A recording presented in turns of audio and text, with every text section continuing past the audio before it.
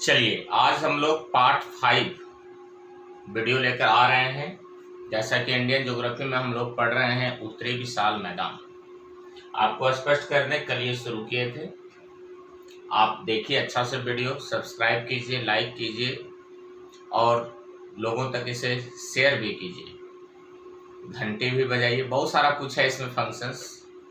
चलिए, मेरा ये कहना है कि जो उत्तरी विशाल मैदान है वो भारत के एक राज्यों में नहीं, कई राज्यों में है।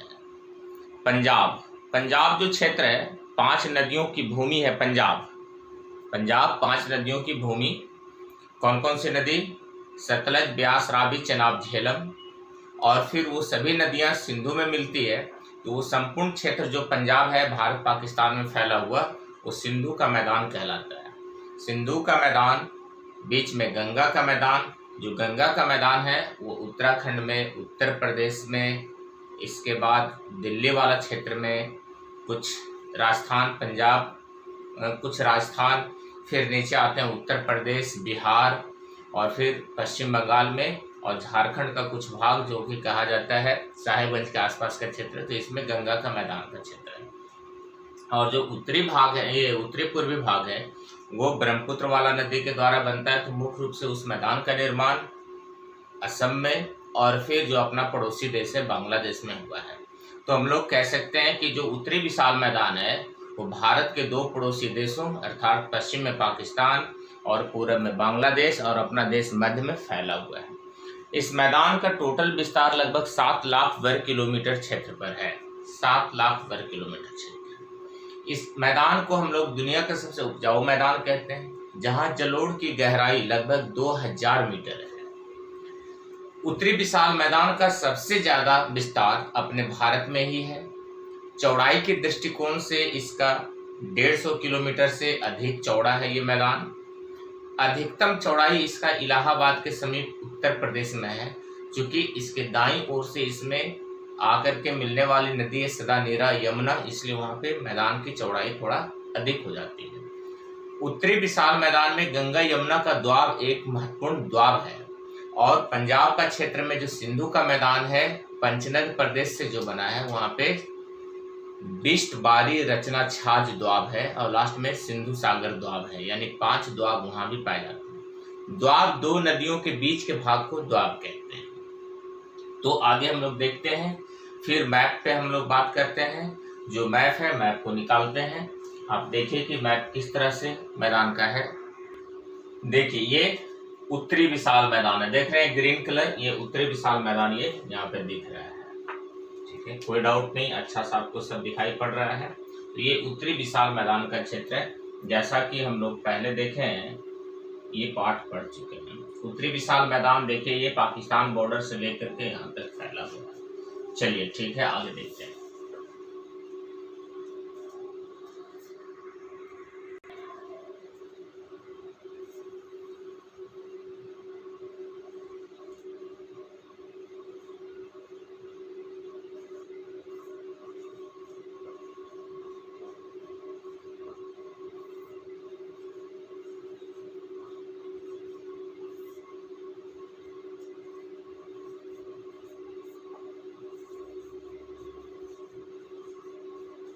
उत्तरी विशाल मैदान में विद्यमान जलोढ़ को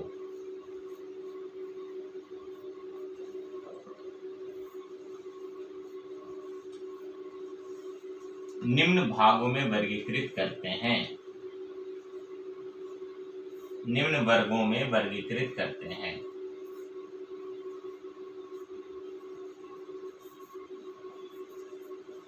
वर्गीकृत करते हैं।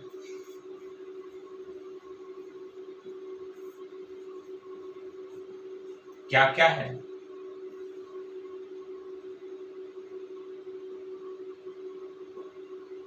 खादर,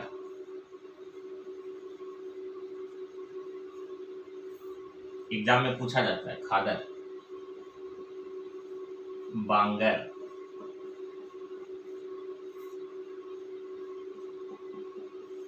तराई, ये 3 मृदा का नाम है। और एक हम लोग चौथा भी लिखते हैं, भाबर।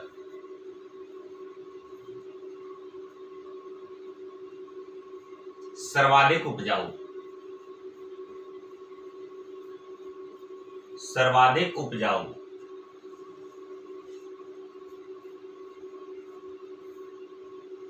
सबसे ज्यादा उपजाऊ मृदा उत्तरी विशाल मैदान का कौन सा है? तो आंसर होगा खादर। खादर वो मृदा प्रदेश है जहां पे नदियों के द्वारा प्रतिवर्ष बाढ़ के द्वारा नई जलोढ़ मिट्टी का निक्षेप होता है। याद रखेंगे, बांगर पुरानी, पुरानी जलोढ़ अपेक्षाकृत कम उपजाऊ, ठीक है, खादर से कम उपजाऊ होगा। तराई जो है एक प्रकार का दलदली मृदा है, दलदली मृदा।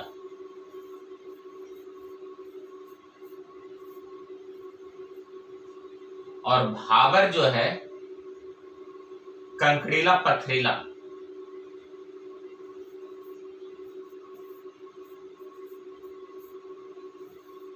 पथरीला मृदा है। शिवालिक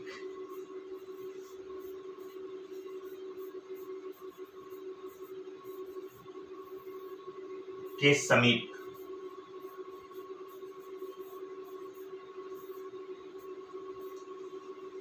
शिवालिक के समीप पाए जाते हैं। इसको थोड़ा सा हम लोग एक डायग्राम से भी देख सकते हैं, समझ सकते हैं। ये जो चारों है इसको हम लोग इस प्रकार से देखेंगे। जैसे आप फिगर बना लीजिए, जैसे ये हिमालय मानिए,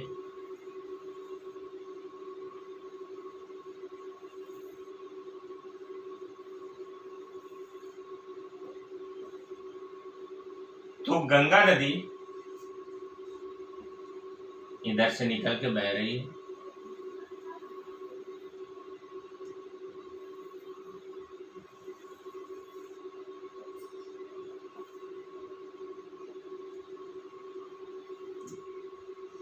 ये जो प्रदेश है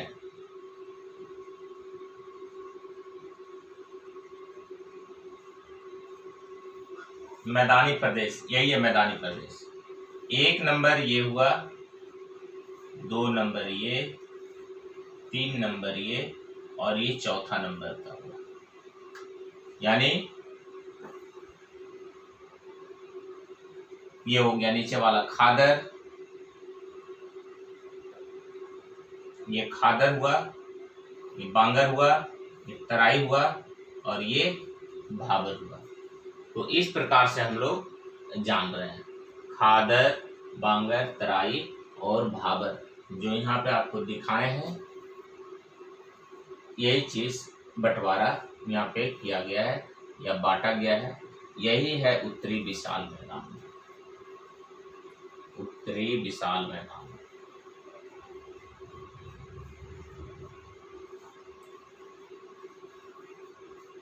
मेरा वीडियो जो लगातार देख रहे हैं उनको बहुत फायदा होगा। जो लोग आजकल से स्टार्ट करेंगे या कर रहे हैं, पीछे वाला भी सभी वीडियो जरूर देखिएगा। बहुत अच्छा से पूरा ज्योग्राफी आपको पढ़ा दिया जाएगा, ठीक है। यहाँ तक कोई डाउट नहीं होना चाहिए। फिर आगे चलते हैं।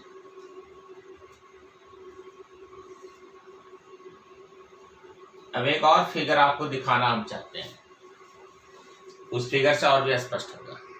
हाँ देखिए, यहाँ पे ये मैप आपको दिखाने जा रहे हैं। इस मैप में देखिए स्पष्ट दिखाया गया है, ये गंगा नदी, और ये जो इधर से आई है यही है यमुना, YAMUNA, और ये संगम क्षेत्र है। देखिए यहाँ पे गंगा यमुना का संगम, यही प्रयाग। फिर आगे बढ़ रही है ये गंगा, और ये देखिए ब्रह्मपुत्र यहाँ पे लिखा हुआ है इधर से, और यहाँ से ये ब्रह्मपुत्र है यहाँ। इसी को यहाँ पे कहते हैं सांगपो। कहीं पे यारलुंग जांगपो भी मिलेगा, यारलुंग जांगपो। और इसको हम लोग अपने देश में या अरुणाचल प्रदेश में इसको दिहांग भी कहते हैं, ठीक है। इन सारी चीजों को आप अच्छा से समझेंगे। चलिए फिर, और ये देखिए यही है मानसरोवर का एरिया, मानसरोवर। झील, ये जो झील है कहाँ है? तिब्बत में है। ये तिब्बत, देखिए यहाँ लिखा हुआ भी है तिब्बत, चाइना ऑक्युपाइड।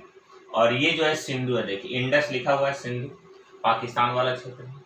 और इसी में सतलज, ब्यास, रावी, चेनाब और झेलम, इतनी सारी नदियां सब आकर के इसमें मिल जाती है। ठीक है, यही जो क्षेत्र है यही पंचनद प्रदेश है। पंचनद, 5 नदियों का प्रदेश, जिसको हम लोग कहते हैं पंजाब। पंचनद प्रदेश को कहा जाता है पंजाब, जो कि भारत और पाकिस्तान दोनों में है। तो ठीक है, आप ऐसे भी यहाँ पे सब समझ गए, अच्छा से फिगर के द्वारा भी आप समझ गए। अब हम इस फिगर को हटाते हैं, इसके बाद फिर आगे हम लोग चलिए जो खादर हम लोग जान रहे हैं और बांगर, इसके बारे में कुछ आपको विशेष बताना है।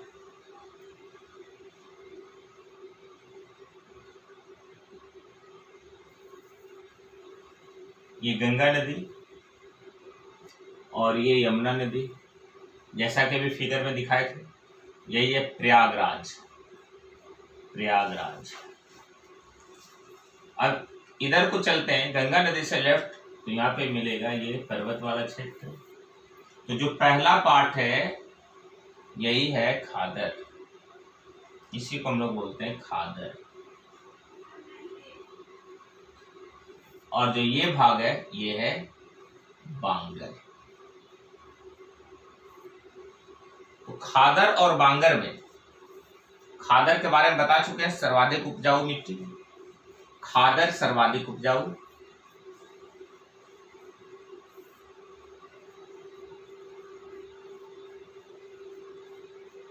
सर्वाधिक उपजाऊ। ठीक है, अब ये खादर के बाद जो बांगर है, बांगर को 2 वर्गों में बांटते हैं, याद रखेंगे। एक है रे और दूसरा है भूड़। ठीक है, याद रखना है ठीक से, रे और भूड़, ये दोनों बांगर की विशेषता है।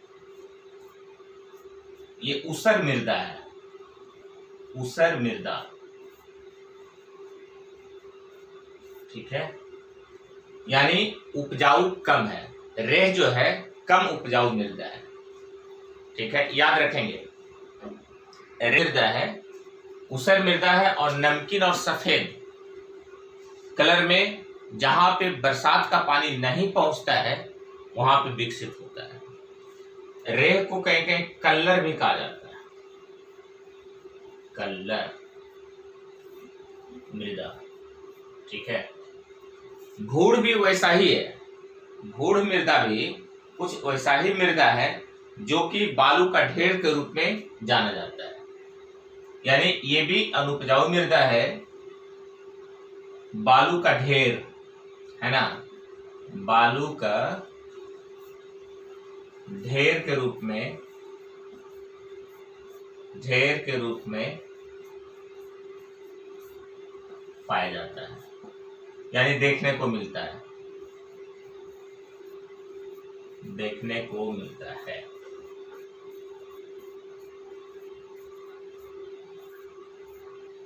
मिलता है। चलिए अब हम लोग आगे थोड़ा बढ़े, थोड़ा सा पेशेंस रखना है यहाँ पे। जो गंगा नदी आगे बढ़कर बांग्लादेश में जाती है, उससे पहले एक जगह ये 2 भागों में बढ़ती है, ये है मालदा। मालदा पश्चिम बंगाल का। तो मालदा से जो नदी आगे की ओर पूरब की ओर गई है, ये बांग्लादेश में जाती है, और जो लेफ्ट साइड में रह जाती है ये पश्चिम बंगाल में बहती है। इसको कहते हैं हुगली। ये है हुगली नदी। इसी के किनारे हावड़ा शहर या कोलकाता शहर है। कोलकाता का दक्षिणेश्वर मंदिर हुगली नदी के किनारे है, याद रखेंगे। और ये चला गया बांग्लादेश में, इसको हम लोग कहते हैं पद्मा। यानी गंगा को पश्चिम बंगाल में हुगली और पश्चिम बंगाल के बाद बांग्लादेश में पद्मा कहते हैं। याद रखेंगे। अब देखिए यहाँ पे जो नदी इधर से बांग्लादेश में आती है, अब आप यहाँ देख रहे हैं पद्मा और ये नदी मिल गई, मिल करके जो आगे बहेगी तो इसका नाम हो जाता है मेघना। मेघना याद रखेंगे। और ये जो पीला वाला देख रहे हैं ये है पद्मा। पद्मा और ये है जमुना। जमुना और यही है ब्रह्मपुत्र। ब्रह्मपुत्र और यही है ऊपर दिहांग। याद रखिएगा, बताए थे अभी कहाँ, अरुणाचल प्रदेश में। और उसी को सांगपो या यारलुंग जांगपो कहते हैं चाइना में, ठीक है, तिब्बत वाला पार्ट में। तो ब्रह्मपुत्र कहते हैं असम में, अरुणाचल में दिहांग, चाइना में यारलुंग जांगपो या सांगपो, और बांग्लादेश में इस नदी को कहते हैं ब्रह्मपुत्र को जमुना। याद रखना है ठीक से आपको। बांग्लादेश में ये जो जमुना है कहाँ है, बांग्लादेश में है। बांग्लादेश, बांग्लादेश में गंगा को पद्मा, ये बांग्लादेश इस तरह से बनाती है, ठीक है, ये बांग्लादेश है। गंगा को पद्मा, ब्रह्मपुत्र को जमुना, और जब पद्मा और जमुना मिल जाएगी तो लास्ट में मेघना। पश्चिम बंगाल में गंगा को हुगली। चलिए इतना आप लोग जान रहे हैं। और ये नदियां लास्ट में कहाँ गिरेगी, ये बंगाल की खाड़ी में। ये आकर के बंगाल की खाड़ी में, हुगली बंगाल की खाड़ी में। और ये जो क्षेत्र है इसी को कहते हैं सुंदरबन। याद रखेंगे, सुंदरबन। सुंदरबन ये डेल्टा है, सुंदरबन का डेल्टा दिख रहा होगा आपको। ये अच्छा से याद रखेंगे। गंगा और ब्रह्मपुत्र के द्वारा सुंदरबन डेल्टा का निर्माण किया जाता है, जो भारत में और बांग्लादेश दोनों में है, जिसमें अधिकांश भाग बांग्लादेश में है और उससे कम भाग भारत में है। इसी सुंदरबन डेल्टा में जो टाइगर, हमारा जो राष्ट्रीय पशु है, पैंथर टाइगर पाया जाता है, ठीक है। चलिए, तो एक प्रकार से हम लोग मध्यवर्ती उत्तरी मैदान और पूर्वी उत्तरी मैदान देख लिए। अब हम लोग थोड़ा सा देखेंगे सिंधु वाला जो मैदान है उसके बारे में। चलिए पहले भारत का मैप बना लेते हैं।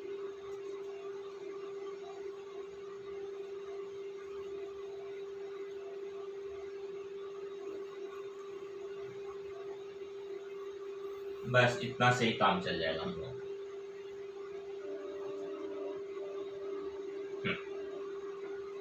चलिए देखते हैं यहां से सिंधु नदी, जैसा कि बताए थे आपको,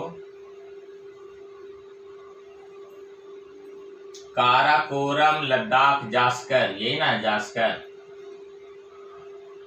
और ये है लद्दाख, पर्वत का नाम है। इसी के बीच से बह रही है सिंधु नदी। ये सिंधु नदी, सिंधु नदी, सिंधु नदी, ये सिंधु नदी है, ठीक है। ये पाकिस्तान का एरिया हुआ। अब सिंधु की कई सहायक नदियां जो इसमें आकर मिलती है, तो सिंधु के नीचे से ये सतलज, ब्यास, राबी, चेनाब और झेलम। आप देख रहे हैं कि भारत से ये साइड में आ गया, पाकिस्तान में ये नदी। थोड़ा सा मैप को हम लोग इधर खींच लें, तो ये जो पार्ट है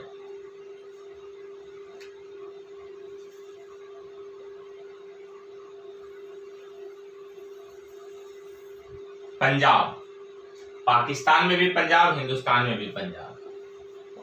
पंजाब समझ रहे होंगे अच्छा से। पाकिस्तान और भारत दोनों में पंजाब है। अब देखिए नदी, सतलज, ब्यास, राबी, चेनाब और ये झेलम। अब देखिए हम लोग, यदि यहाँ पे 5 नदी, 1 2 3 4 5, 5 उंगली, तो 5 उंगली में कितना गैप बना? 4। तो यहाँ भी आप देख लीजिए, एक गैप ये, दूसरा गैप, तीसरा गैप, चौथा गैप। ठीक है, तो हम लोग थोड़ा इसको अब लिखेंगे। नीचे से आते हैं, सतलज, इंग्लिश में SATLUJ। दूसरा है ब्यास, BEAS। तीसरा है राबी,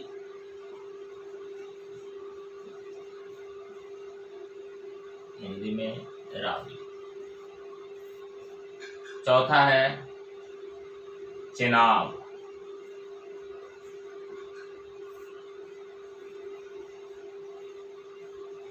और पांचवा है,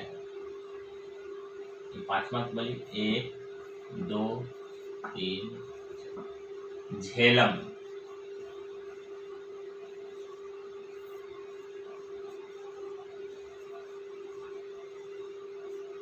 तो देखिए 5 नदी के बीच में गैप कितना बन रहा है, आप खुद यहां से देखिए, 1 2 3 4।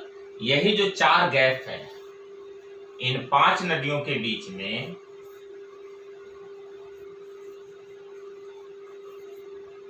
इन 5 नदियों के द्वारा 4 द्वाब बनाए गए हैं। 4 द्वाब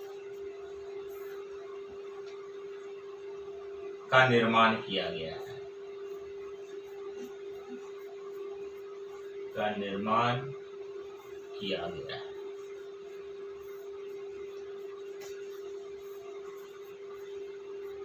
अब देखिए कौन कौन सा द्वाब है, तो यहां से हम लोग जानेंगे। पहला है बिष्ट द्वाब, BIST, B से ब्यास, ST से सतलज। आप नदी देख लीजिए, यहां से ब्यास सतलज के बीच में जो द्वाब है इसको हम लोग कहेंगे बिष्ट द्वाब, बिष्ट द्वाब। इसके अंग्रेजी नामकरण से B से ब्यास लिया गया, S से सतलज लिया गया, इसी को हम लोग कहते हैं बिष्ट। हिंदी में भी लिख सकते हैं बिष्ट द्वाब।